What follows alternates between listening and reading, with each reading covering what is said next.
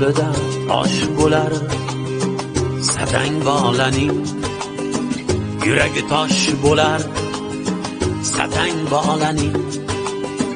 Butun dunyo ahli kulgan kunda ham ko'zida yosh bo'lar yetim bolaning.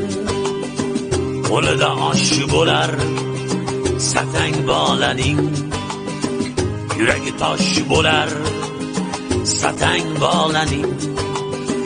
Butun dunyo ahli kulgan kunda ham ko'zida yosh bo'lar yetim bolaning.